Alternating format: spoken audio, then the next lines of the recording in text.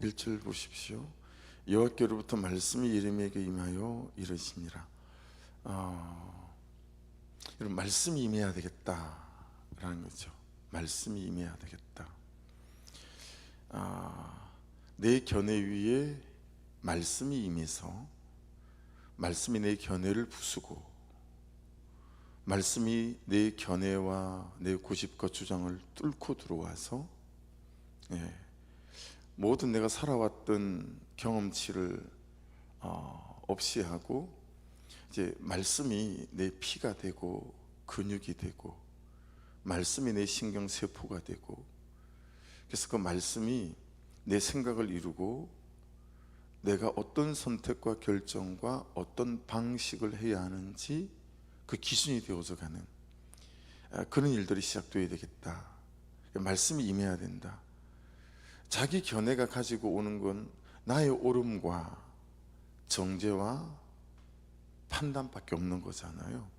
이게 무엇보다 자기 견해와 자기 주장을 놓지 않으면 뿌리를 뽑아놓은 나무 같다. 저를 통해 경험할 수 있는 것이고, 여러분들도 묵상을 해보시면 이게 이해가 되실 거라고 봐요. 자라질 않아요. 작년에 당근에서 자작나무를 공짜로 준다고 그 얘기를 준 사람한테 듣고 빨리 연락해보라고, 그리고 연락을 해서 한 50그루를 그냥 뽑아왔어요.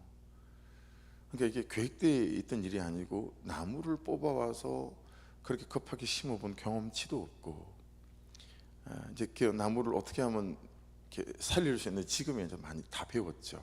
근데 그때는 몰랐어요. 그러니 급히 포크레인 한 대를 부르고 파고 트럭 한 대를 빌려서 거기다 싣고 막 갖다 날랐어요. 그러고는 쭉 심었죠. 근데 작년에 10그루인가 남고 40그루인가가 죽었어요. 그래서 그걸 다 버리기 아까워서 잘라서 이제 문을 만드는 데 썼잖아요, 자작나무로. 그리고 봄이 되면 몇 개나 살아있으려나 봤더니 또 4그루가 죽었어요. 5그루만 살았어요. 그래서 쓰레기장 만드느라고 또 뽑아내면 죽을까 봐 어지간하면 안 뽑아내고 쓰레기장을 하고 싶었는데 지붕을 얹으려니 도저히 안 돼서 다시 한 그루를 뽑아냈어요. 뽑아냈고 그냥 그 옆에 심기 전에 잠깐 한 20-30분 뒀는데도 잎이 그냥 시들시들해지는 거죠. 그러니까 여러분, 그런 것 같아요. 자기 은혜와 자기 주장을 내려놓지 않고 말씀을 이렇게 붙잡지 않으면 그냥 뿌리를 뽑아놓은 나무처럼 자라질 않는 거예요. 내가 자라질 않아요. 하나님의 사람으로 자라지도 않고, 그리고 자라지가 않으니, 여러분 5살 때는 5살 때 경험하는 경험치가 있고, 10살 때는 10살 때 경험하는 경험치가 있고, 또 청년이 되면 청년이 경험할 수 있는 경험치가 있잖아요. 나이에 따라서 타는 자전거도 종류가 달라지고 올라가는 산의 높이도 종류가 달라지잖아요. 그러니까 자라지 않으면 경험할 일도 없어요. 자라지 않으니 하나님을 경험할 일들이 없는 거예요. 참 뿌리를 뽑아놓은 나무같이 어떤 영양분도 공급받지 못하니까요. 그래서 참 끊임없이 내 견해와 내 주장, 내 생각들을 내려놓고 말씀들을 붙잡는, 이 말씀이 임하는, 그래서 여러분 거기 임하여라고 되어 있잖아요. 하야라는 단어예요. 무엇이 일어나다, 무엇이 되어가다, 이 뜻이거든요. 말씀이 임해야, 그래서 내 주장과 견해들이 없어져 가야 자꾸 무엇이 되어져 가고, 그리고 무엇이 일어난다. 내 삶에서 내가 자라고 내가 자라면서 내게 하나님을 경험하는 경험치가 일어나는 거예요.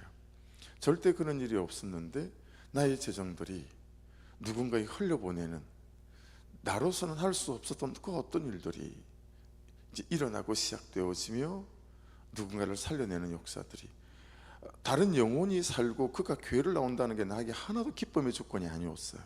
근데 나 때문에 그 영혼이 교회를 나오고 그 영혼이 예수를 만난다는 게 이보다 더 큰 놀라운 감격이 없는 이 경험치, 이게 여러분 우리에게 생겨나야 되지 않겠는가 라고 하는 거죠.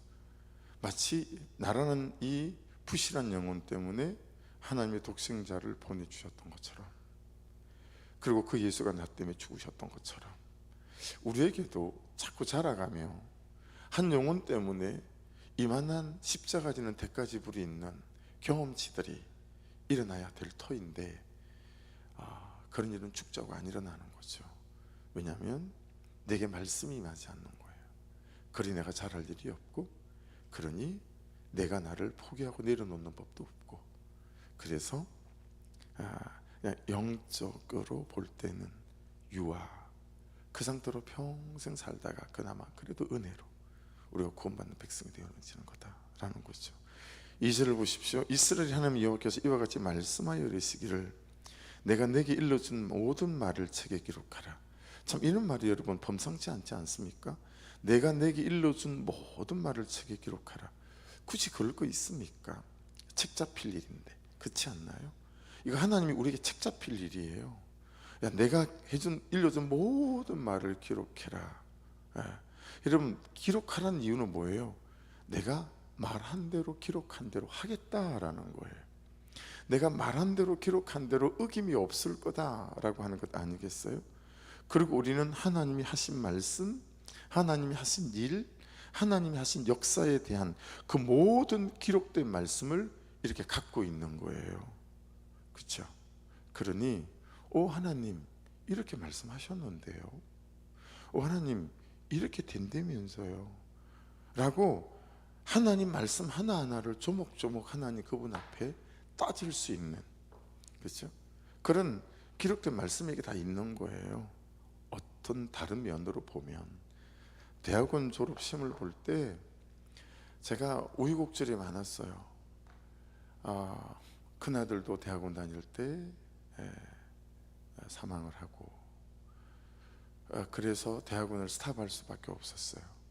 그래서 제주일방대학에 가서 또 DTS라고 하는 또 그런 과정도 겪고, 그러니까 들락날락 하다 보니 이게 딱 일정대로 이렇게 시험을 못 따라갔어요.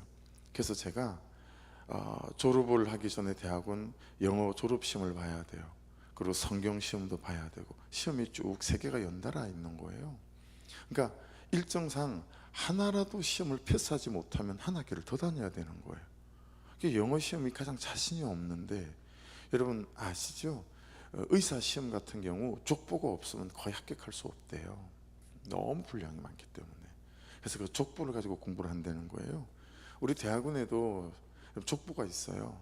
영어 책이 한 250페이지 될까요? 이거 두께 정도 될까요? 좀 더 될까요? 그는 영어 책이 있어요. 거기 안에서 나오는데 이게 족보가 있어요. 그동안에 출제됐던 시험을 딱 간추려서 요만한 그것만 보면 거의 떨어뜨리려고, 졸업 못하게 하려고 보는 시험은 아니니까 그것만 보면 된다고 족보가 돌았어요. 선배들로부터 계속 내려오는. 근데 그 족보를 보기가 너무 불안한 거예요. 왜냐하면 영어를 못하니까 혹시라도 이 책 족보 바깥에서 나오면 전 한 학기를 더 다녀야 될 것 같은 거예요. 그래서 영어책을 다 외워버렸어요.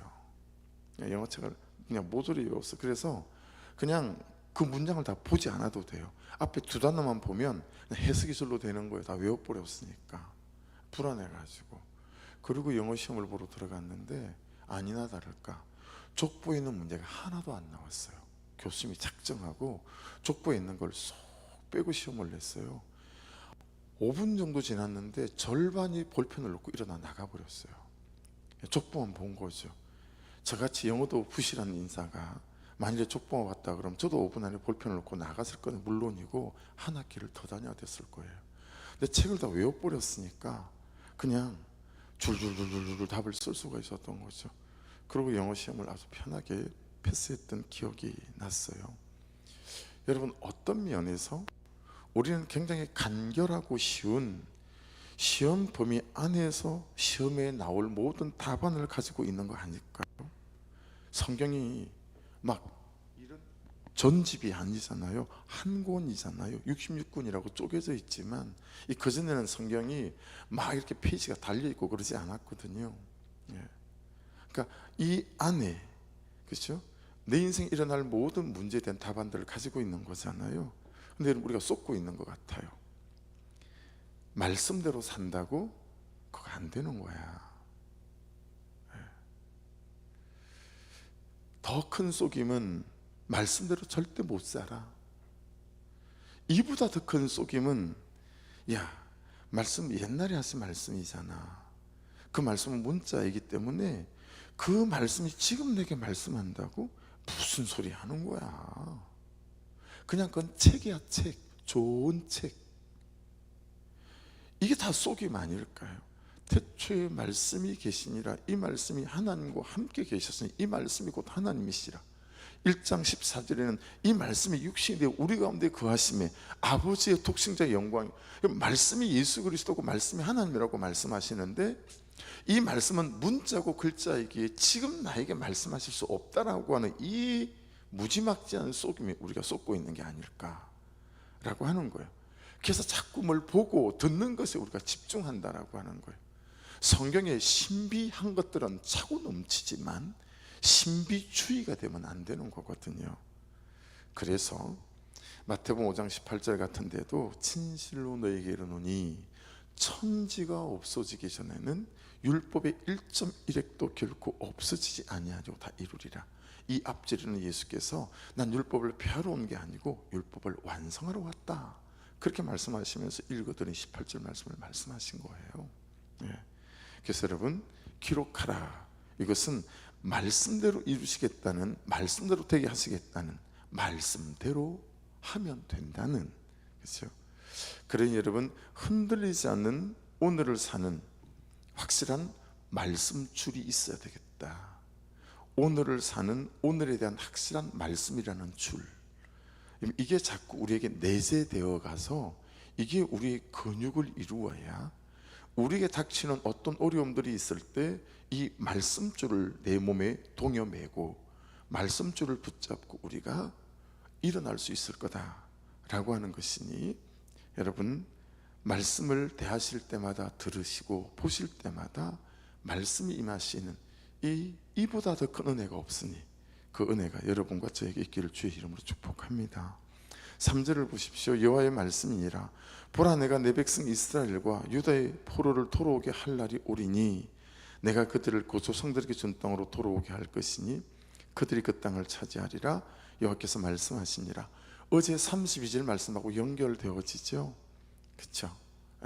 여러분, 바벨론이 그분의 목적이 아니고 돌아오게 하는 것이 하나님 그분의 목적이었어요. 그렇죠? 그리고 바벨론은 우리를 세워가시는 과정이다 라고 하는 것에 대하여 오늘 말씀으로 확인이 됩니다. 여러분, 7절에 그날이요, 밑줄 함고 보시거나 박스를 만들어 보십시오. 그날이요. 그리고 두 번째 또 나와요. 그날은 야곱의 환난의 때가 됩니다. 8절로 가보시겠어요?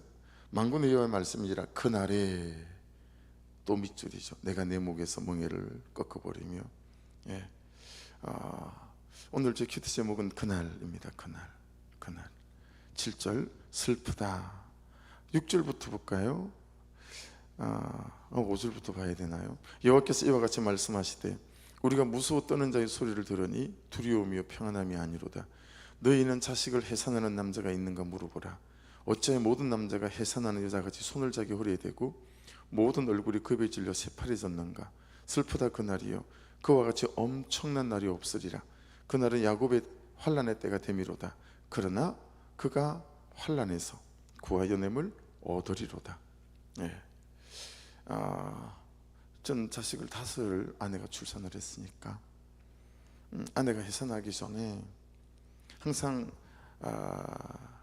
그 바깥에서 복도를 거닐면서 했던 기도, 그게 일관됐던 것 같아요. 다식의 자식을 놓을 때마다 하나님, 아내도 건강하게만 해주세요.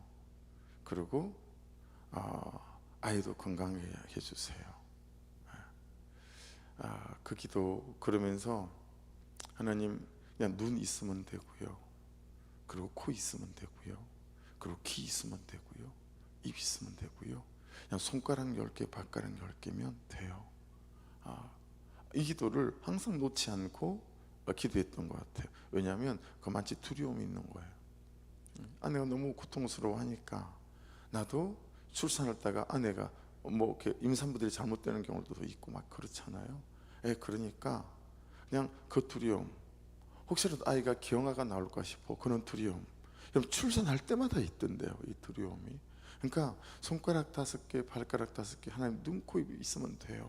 그냥 건강한 아이만 주시고 우리 아내 건강하게 해주세요. 이 기도하느라 그 출산할 때까지 소리 날 때까지 그 복도를 왔다 갔다 하고 문에 손을 대고 기도하고 뭐 이러고 앉아 있는 거예요. 항상 그랬던 것 같아요. 여러분 그렇게 힘들게 제가 놓은 건 아니지만 아이를 놓고 그리고 아내가 놓고 그러고 나면 이제 두 분 다 애를 더 이상 놓지 않겠다고 그렇게 얘기하지 않습니까? 근데 여러분 이 아이가요 100일이 되고 돌이 돼가고 그러면 이제 그 아이에 대한 기쁨이 참 커지잖아요. 그러면서 다시 어떤 마음을 부모의 어머니들이 또다시 출산할 생각을 하는 거예요. 왜 그래요? 회산의 고통보다 출산의 기쁨이 훨씬 크기 때문에 그렇죠. 그래서 다시 또 아이를 임신하고 그 해산의 수고를 할 작정을 하는 거예요.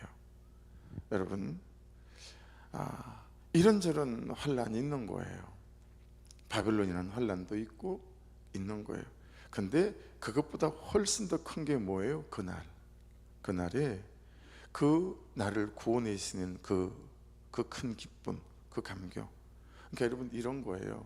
그날은 문자적으로 역사적으로는 그들이 바벨론에서 돌아오는 날이에요. 그들이 예루살렘 멸망하고 BC 586년에 그리고 붙잡혀가고 너무 어떻게 표현해 놨습니까? 모든 얼굴이 급에 질려 새파래졌는가. 너무 힘들고 어려웠던 거예요. 근데 돌아오는 것은 출산하는 기쁨 같은 거였었던 거죠. 그러니까 문자적으로 역사적으로는 그들이 돌아오는 날이 그날이에요. 우리하고 적용해 보십시다. 역사적으로 본다면 예수께서 오시는 날이 그날이죠. 그렇죠? 그리고 그날은 내가 예수 그리스도를 영접하는 날이에요. 그리고 그날은 어느 순간부터 말씀이 들리기 시작하는 날이에요. 그리고 그날은 어느 날부턴가 그 말씀 속에서 나를 사랑하신 하나님 그분의 은혜가 보이기 시작하는 거예요. 그리고 예수께서 죽을 수밖에 없을 만큼 내가 참 죄인이구나. 그날 내 죄가 보이기 시작하는 거예요. 내가 죄가 보이는 날이 그날이에요. 그리고 그날은 내가 예수와 함께 죽는 날이고 또 예수와 함께 부활하는 날이기도 하죠.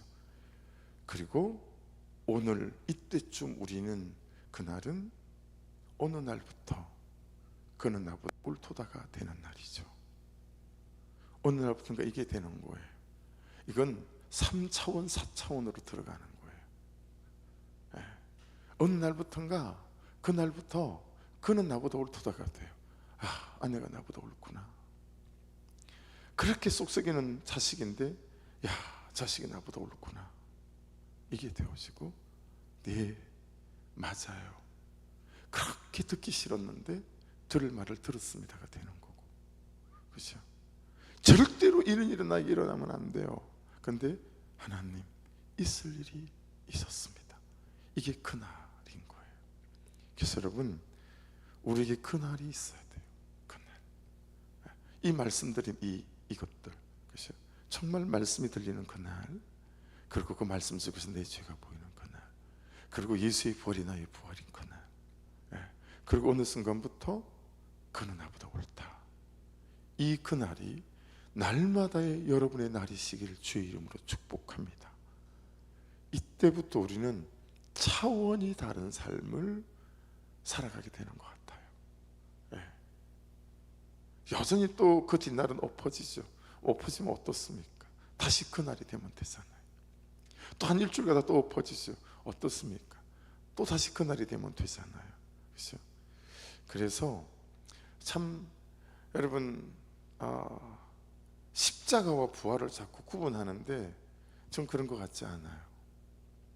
목자들에게도 말할 날이 있을 거라고 보는데 여러분 예수께서 십자가에 죽는 것과 3일 만에 부활하는 것이 각각 다르죠. 근데 이 십자가와 부활은 붙어 있구나.